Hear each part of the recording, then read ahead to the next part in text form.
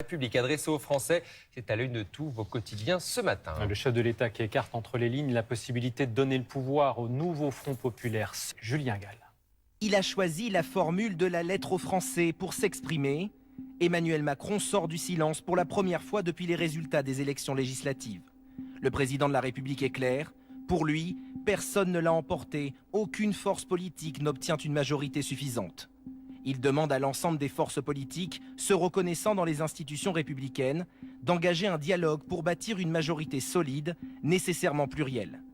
Est-ce une stratégie pour rester au centre du jeu politique? La possible coalition qu'il définit, son parti en devient la force centrale. Et du coup, ça lui permet de prolonger finalement, en agrégeant autour de lui, une majorité certes réduite, mais dont il reste le pivot. Le chef de l'État publie cette lettre au moment où il participe au sommet de l'OTAN. Emmanuel Macron peut donner le sentiment que lui, il est dans la conduite des affaires et de la défense des intérêts supérieurs du pays, qui prend un petit peu de distance, qui laisse du temps au temps, avec le risque quand même que tout ça paraisse un petit peu désinvolte, puisqu'il quitte le territoire national sans avoir vraiment résolu la situation qu'il a lui-même créée. Dans sa lettre, Emmanuel Macron précise que le gouvernement de Gabriel Attal reste en place pour gérer les affaires courantes, comme le veut la tradition républicaine. 20 voix, c'est donc Yaël Braun-Pivet qui a obtenu le perchoir, la présidence de l'Assemblée nationale. Regardez la une de Libération ce matin, changez rien surtout.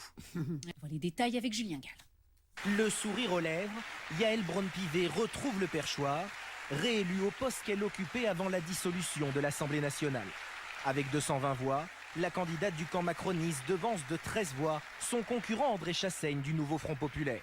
À la tribune, son discours se veut rassembleur. Je m'engage à travailler avec chacun d'entre vous tout au long de ce mandat. Cette élection m'oblige peut-être plus que jamais, plus que celle de 2022. Pour retrouver son poste au Palais Bourbon, Yaël Braun-Pivet a pu compter sur le report de voix de la droite républicaine, ce que dénoncent les députés d'opposition. LR a donc pactisé avec la Macronie pour permettre à la Macronie de se maintenir. Je parle des Républicains. Après avoir participé à cette combinaison qui a permis de ne rien changer, que certains se déclarent aujourd'hui dans l'opposition, non seulement c'est malsain, mais je dirais que c'est nauséabond.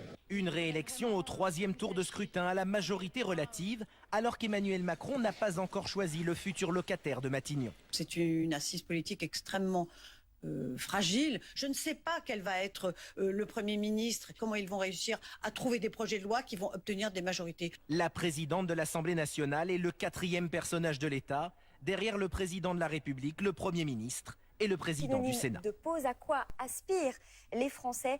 Nous leur avons posé la question. Julien Gall, pardon. Une trêve politique au moment des Jeux Olympiques, l'appel du président de la République fait réagir.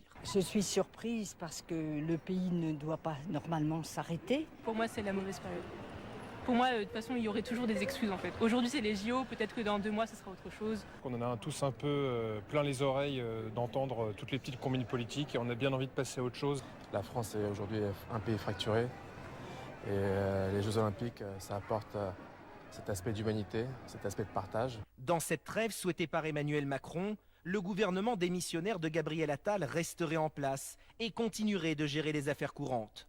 Cette trêve pourrait-elle être justifiée ou bien représenter un danger pour les institutions? La dimension du président de la République, c'est maintenant effectivement de passer à autre chose. Il n'y a pas aujourd'hui de pause politique. Cette élection a traversé les familles, a traversé les amitiés, et ça a eu du mal à descendre. Le pays n'est pas gouverné, les affaires courantes, ça n'est pas gouverné, mais il est supervisé, contrôlé. C'est le président de la République qui a appuyé sur le bouton de la dissolution et qui a, lui, finalement, empêché ou retardé ou repoussé finalement cette trêve dont il appelle de ses voeux aujourd'hui. Emmanuel Macron accorde ce soir sa première interview télévisée depuis le second tour des élections législatives.